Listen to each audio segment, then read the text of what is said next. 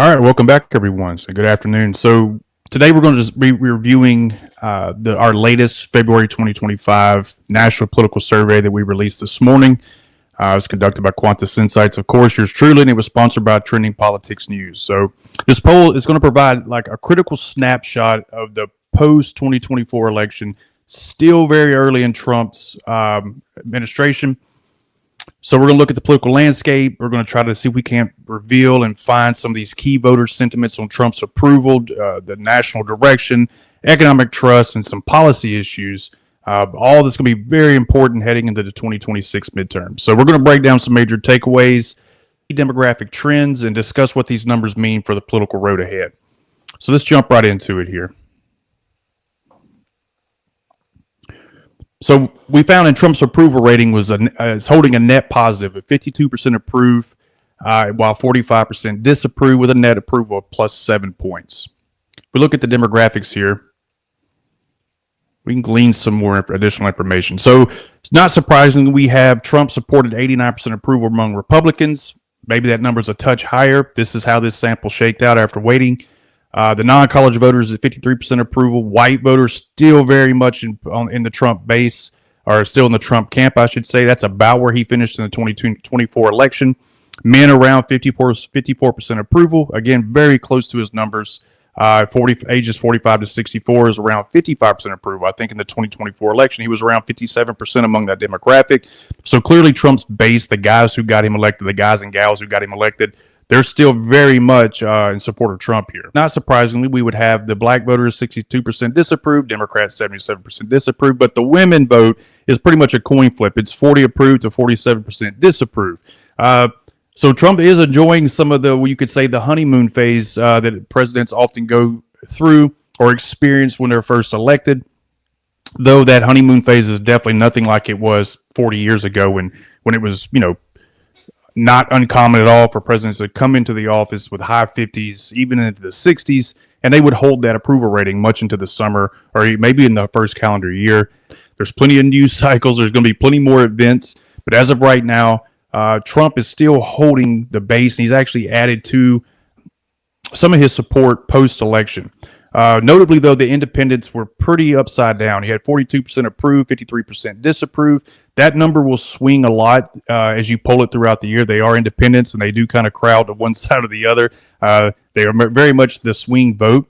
Maybe it was the news cycles with tariffs, et cetera. Who knows? I know in January, late January, I think we polled from January 23rd to January 25th. Trump was around 54% approval to 40% disapproval. So we have seen an uptick in some disapproval ratings, and maybe some of that comes from, or most of that comes from the independent voters. So, but in any case, though, these numbers confirm that, while Trump remains a deeply polarizing figure, he does hold a clear net positive approval rating. So his base remains solid, and he's making inroads with key demographics, particularly among the working class voters. That's why you see the Hispanic vote is pretty much, even 50-50 between approval and disapproval. On the question of national sentiment, so is the country heading in the right direction, or is it the wrong track?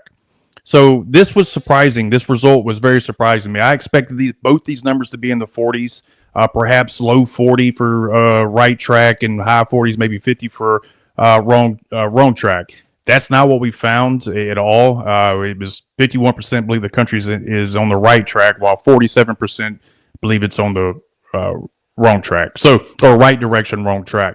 I believe Emerson found it. Emerson at another poll also had it around 50% right direction versus wrong track.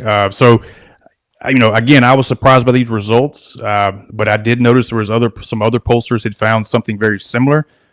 I guess maybe feel a little more ease about what we discovered here in this sample. So 90% of the Republicans say we're heading in the right direction. 80% of Democrats say wrong track. Again, independents are upside down. 42 say right direction. 55% say wrong track. And this is pretty much what you'd expect. No one can agree on what the right direction, wrong track is, but I know it's substantially increased from the Biden administration when these numbers were just terrible. They were like 68-32, 68 wrong track, 30-something% right direction. So we are seeing a markedly swing when it comes to national sentiment. I have a suspicion that, the news cycle, the uncertainty behind tariffs, starting trade wars, hurting people in their pocketbooks, probably had something to do with this rise in disapproval over our first poll. But in any case, we do find that 44% of the country does approve of Trump using tariffs on Canada and Mexico to get these concessions. 49% disapprove, while 7% are unsure. So again, of Republicans, 80% approve. That number's not higher. I mean, 40%, 14% disapprove. So Democrats, 85% disapprove. Hispanic voters, 43, 47, something similar to the white vote. It's kind of split evenly there, or mostly even. Black voters, 26% approve, while 58% disapprove. College-educated voters, 53% disapprove. Non-college, 45% approve. So there is really no strong consensus here. Trump's economic nationalism, it remains definitely a rallying point for his base, but is far from a consensus issue. So the key question is whether his economic messaging can win over enough of the independents and working class voters to make tariffs a net electoral advantage. This question was obviously asked before the news cycle had a chance to catch up. When Canada and Mexico did come to the table, Trump put the tariffs on hold for a month. He got Mexico to send 10,000 troops at the border to control the flow of fentanyl and human trafficking and immigration. Canada did the same as well. They're putting eyes on their border to control the flow of illicit drugs.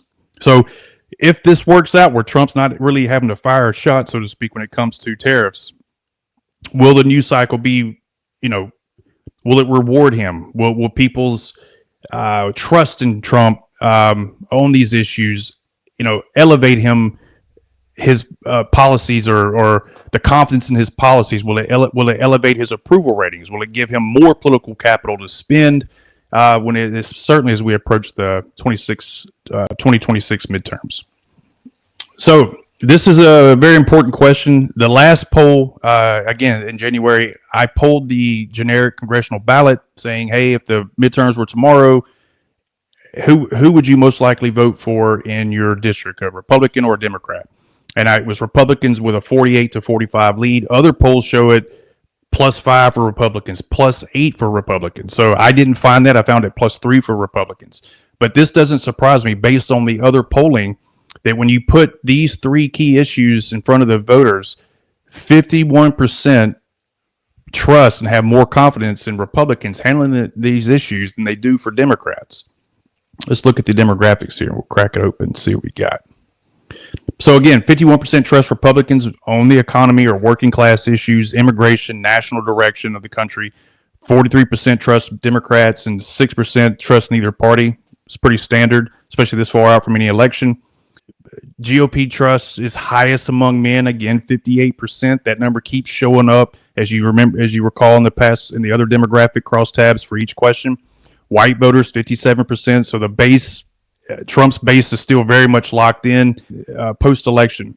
Voters aged 45 to 64, 55%. So none of this is really changing. It looks more like the 2024 election, which is not very surprising, being it just happened. Democrats retain trust among black voters at 68%. That number was lower than I expected. Again, they had a lot of unsure or neither party, but that number is pretty low for Democrats. Women at 47%. That was another telltale sign that the Democrats are in disarray at the moment. I believe Quinnipiac had a poll out regarding confidence in the Democrat Party, and the numbers were terrible. It was like in the 30%. There's just a lot of other polls showing that the Democrats are kind of rudderless right now. They were thoroughly defeated. They're coming off a back end of a Biden administration that was deeply unpopular.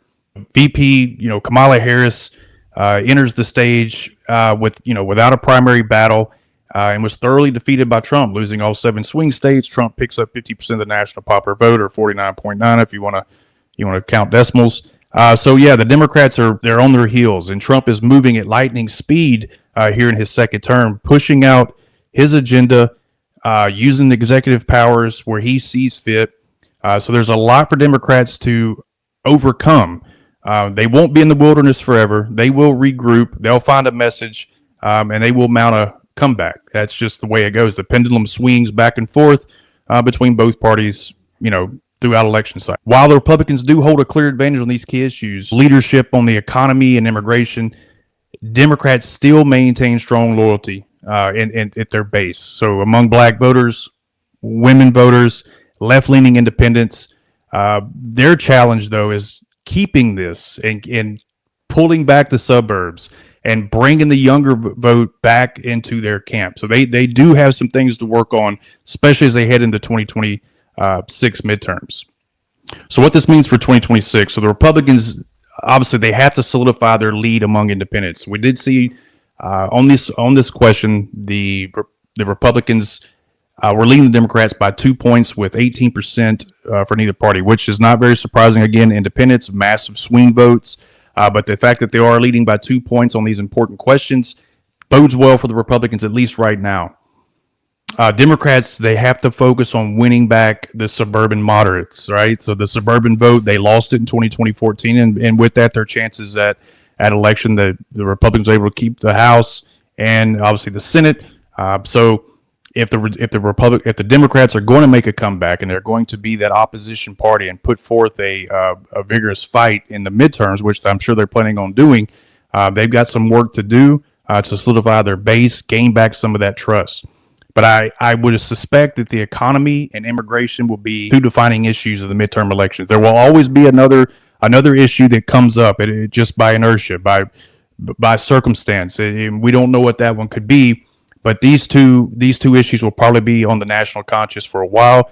If Trump is successful on both of those, it bodes well for the Republicans, and it bodes well for Trump as well, heading into the midterms and then selling into a 2028 presidential election year where he hands it off to J.D. Vance or what have you. But Trump does have some things he has to take care of, and he's got to perform as well. So in any case, this survey really, it just confirms that, while Trump remains a strong force in American politics, the electorate is still highly polarized. So both parties have work to do ahead of the 2026 midterms.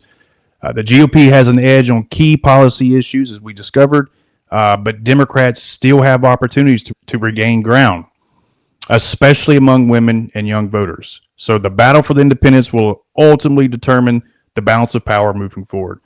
All right, guys, if you enjoyed this process here of unpacking this poll and you found the information useful, please like and subscribe. And until then, we'll talk to you later. Bye.